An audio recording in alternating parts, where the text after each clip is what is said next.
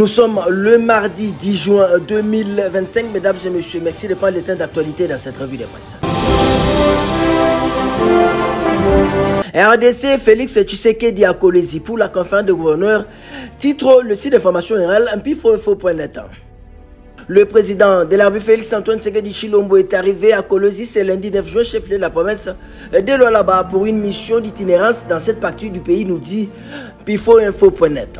Accompagné de la distinguée première dame Denise Akerou, le chef de l'État a été chaleureusement accueilli à son arrivée à l'aéroport de Kolwezi par la gouverneure des provinces Fifi Masuka, les autorités politiques et administratives nationales et provinciales, ainsi que par la population de Kolwezi très mobilisée.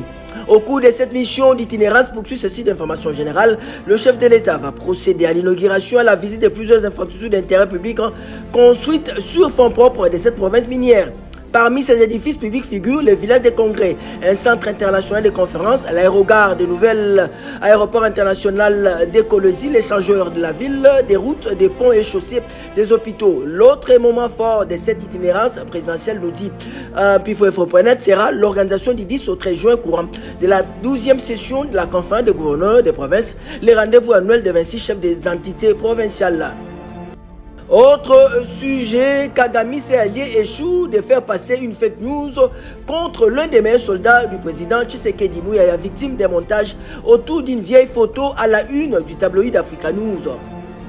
Sur les réseaux sociaux, une photo montrant Patrick Mouyaya Corneille-Nangaa est récemment devenue virale avec des légendes prétendant que les clichés dateraient de quelques jours. Sur Facebook et X, notamment, des comptes et pages ont été évoqués. Une rencontre secrète entre Patrick Mouyaya Corneille-Nangaa Goma dans le Nord Kivu. Des affirmations qui ont insinué un rapprochement entre les porte-parole du gouvernement et le coordonnateur du mouvement rebelle AFC M23. En ce moment précis, le porte-parole du gouvernement de Kinshasa, Patrick Mouyaya, a discrètement passé quelques heures dans un bref entretien avec Corneille-Nangaa, coordonnateur politique de la AFC M23 à Goma, lit-on sur une publication. Depuis quand une accusation aussi gravissime battue sur une photo réputée vieille peut être diffusée sous les apparences d'une information sérieuse?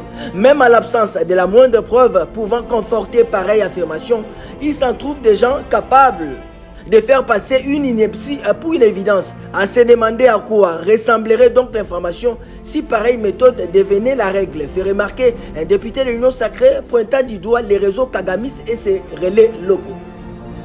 Autre sujet, sondage Les Points, Kiaboula, champion de la bonne gouvernance, le gros titre du journal Ouragan. À l'heure où les défis économiques, sociaux et sécuritaires exigent des leaders visionnaires, la province du Haut-Katanga a la chance d'être conduite par Jacques Kiaboula Katoué, un homme d'action, de résultats et de proximité. Sous sa gouvernance, le Haut-Katanga s'est résolument engagé sur la voie du progrès grâce à une politique axée sur le développement des infrastructures, la modernisation de l'administration et l'attractivité pour les investisseurs. La province est en passe de devenir un modèle de gouvernance locale en République du Congo, nous dit Ouragan. Sa capacité à conjuguer rigueur administrative, sans du dialogue et proximité avec la population, témoin d'un leadership rare et rassembleur. Jacques Kiaboula imprime l'image d'un Haut-Katanga fort, stable et ambitieux qui rayonne au-delà des frontières congolaises, conclut Ouragan. On va terminer avec ce titre, c'est ça, la plénière du sur le contrôle des médias pour exclure les voix des agresseurs de la RDC, titre le tabloïd Info 27 ans. Pour notre confrère, le Conseil supérieur de l'audiovisuel et la communication a confirmé lors de sa séance plénière lundi 9 juin les mesures conservatoires adoptées précédemment par son bureau. Initialement fixées à une durée de 90 jours, ces décisions visent à sanctionner toute apologie du crime, les discours de haine ainsi que les dérapages médiatiques jugés dangereux pour la cohésion sociale. Au cours de cette plénière, les membres du Conseil ont non seulement entériné la mesure, mais également renforcé, adoptant une posture plus ferme à l'égard des médias. L'objectif affiché est clair, assurer que les professionnels de la communication assument pleinement leur rôle avec responsabilité et professionnalisme. Et ça n'est donc fini. Pour cette revue de presse, on prend tous rendez-vous pour demain. Tous derrière nos phares d'essai, Bendele Koyate congolais, Téléma.